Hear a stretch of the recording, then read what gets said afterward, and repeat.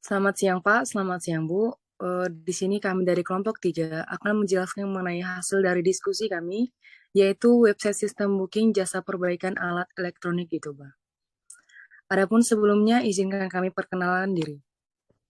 Yang pertama, saya dari Prodi D4 TRPL, Sarah Hutahayan dengan NIM 1142220. Yang kedua, Dewi Ledi dari Prodi S1 Informatika dengan NIM 11S22017. Yang ketiga, Maria Pangaribuan dari Prodi D3 Informasi dari dengan NIM 1132208. Yang selanjutnya, Betania Sibuan dari Prodi S1 Sistem Informasi dengan NIM 12S22004. Yang selanjutnya, Bintang Tambunan dari Prodi S1 Manajemen Rekayasa dengan NIM 21S22056. Dan yang terakhir, dari Prodi S1 Informatika Patricia Sibarani dengan NIM 11S22007. Selanjutnya, teman saya akan menjelaskan mengenai permasalahan. Permasalahan yang kami angkat adalah permasalahan mengenai sistem booking jasa, di mana bila kita tinjau saat ini adalah zaman penuh teknologi, di mana semua orang memakai gadget baik handphone, laptop, ataupun yang lainnya, khususnya di daerah Kabupaten Toba. Tentunya bila menggunakan alat elektronik tersebut, pasti akan melakukan yang namanya servis alat elektronik atau perbaikan pada barang elektronik. Bila kita pernah menyervis dan memperhatikan kejadian antara penyervis dan pelanggan, ada beberapa permasalahan yang sudah tidak asing lagi terjadi, yaitu yang pertama, pelanggan yang seringkali lupa mengambil barangnya di hari yang ditentukan. Yang kedua, penyervis yang menunda tanpa memberitahukan pelanggan bahwa hari pengambilannya diperlama. Dan yang ketiga, adanya kesalahpahaman biaya. Selanjutnya saya akan menjelaskan tentang ide proyek. Setelah mengamati permasalahan berikut, muncullah ide kami untuk membuat suatu website yang membantu untuk meminimalisir permasalahan antar penyervis dan pengguna barang elektronik, yaitu website sistem booking jasa perbaikan alat elektronik khususnya di daerah Toba. Adapun website ini kami rancangkan berisikan 1. Form pendaftaran, 2. Detail biaya servis, 3. Analisa kerusakan, 4. Barang yang tersedia atau second ataupun baru, software ataupun hardware, dan yang terakhir adalah histori penyervisan. Selanjutnya saya akan menjelaskan tentang potensi dampak terhadap masyarakat. Potensi adanya website ini yang akan kami harapkan adalah kenyamanan dan kemudahan antara penyervis dan pelanggan dalam mengakses biaya dan permasalahan lainnya, yaitu seperti yang pertama, data lebih teratur, kedua, biaya transparan, dan ketiga, tidak ada kesalahpahaman.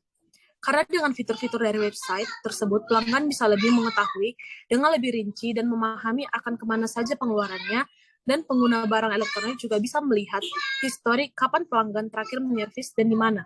Mungkin hal tersebut tampak sepele, tapi nyatanya hal tersebut terkadang dibutuhkan bila di kemudian hari jika ingin menyervis alat yang sama lagi.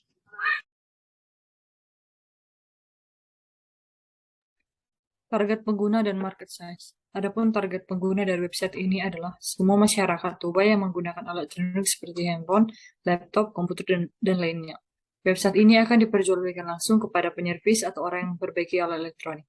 Bila diperkirakan ukuran pasar tidak terlalu besar dan tidak terlalu kecil juga, karena website hanya ditujukan kepada penyervis di wilayah Toba saja.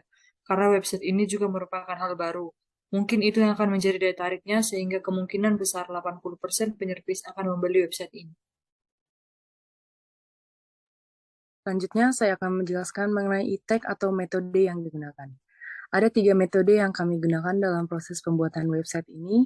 Yang pertama yaitu input, di mana kita perlu melakukan survei lokasi di mana saja ada tempat servis alat elektronik di Toba. Lalu melakukan wawancara kepada penyervis tentang informasi apa saja permasalahan dan informasi penting lainnya, serta merangkumnya menjadi informasi yang padu. Yang kedua yaitu proses. Pada bagian ini akan dirancangkan tools atau fitur untuk websitenya berdasarkan data informasi yang sudah didapatkan sebelumnya. Lalu web didesain dengan mudah untuk dimengerti. Dan pada akhirnya, website diuji coba apakah dapat digunakan dengan baik atau ada yang perlu diperbaiki kembali. Dan yang terakhir yaitu output. Hasilnya adalah website sistem booking jasa yang sudah siap dipasarkan.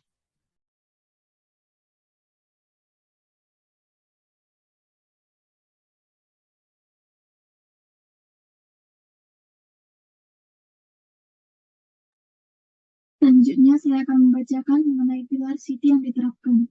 Yang pertama ada pattern recognition, yaitu tindakan membuat pola dalam persoalan atau kesamaan satu persoalan dengan persoalan yang telah diselesaikan sebelumnya, yaitu dapat menyederhanakan solusinya. Penerapannya, kami melihat bahwa dalam zaman sekarang, banyak yang ingin melakukan penyervisan, namun selalu saja ada masalah. Dan setiap tempat servis, masalah ini adalah masalah yang sering ditemui, yaitu pelanggan yang seringkali lupa mengambil barangnya, penyervis yang menunda tanpa memberitahukan kepada pelanggan bahwa hari pengambilannya diperlama, dan adanya kesalahpahaman biaya akan penyervis dan pelanggan. Masalah-masalah itu sudah menjadi pola permasalahan di setiap tempat servis, sehingga dari pola itu, kita menemukan strategi dari pemecahan masalah.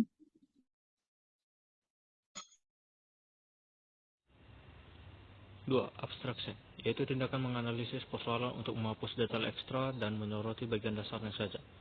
Penerapannya, ide kami dalam membuat website ini, kami menganalisisnya hanya menjadi website sistem booking jasa servis alat elektronik di Toba saja, dan hanya untuk alat elektronik saja, bukan perbaikan alat lain. 3. Decomposition, yaitu tindakan membagi persoalan menjadi bagian-bagian yang lebih kecil, membuat tantangan yang rumit menjadi lebih mudah dikelola. Penerapannya, kami menyusun daftar lokasi penyervis yang ada di daerah kabupaten juga, seperti bagaimana tampilan toko, alamat, serta informasi yang lebih detail mengenai tempat servis tersebut. 4. Algorithms, yaitu strategi yang dapat digunakan menentukan petunjuk langkah demi langkah tentang cara menyelesaikan suatu persoalan. Penerapannya, dalam website kami membuat fitur dan tools-tools yang dapat membantu dalam mencari informasi terkait tempat servis serta informasi lainnya yang dibutuhkan oleh pelanggan atau orang yang menggunakan alat elektronik. Sekian hasil dari diskusi yang dapat kami diskusikan mengenai sistem booking jasa barang elektronik. Jika kami memiliki kesalahan, mohon Bapak Ibu memakluminya. Sekian dan terima kasih.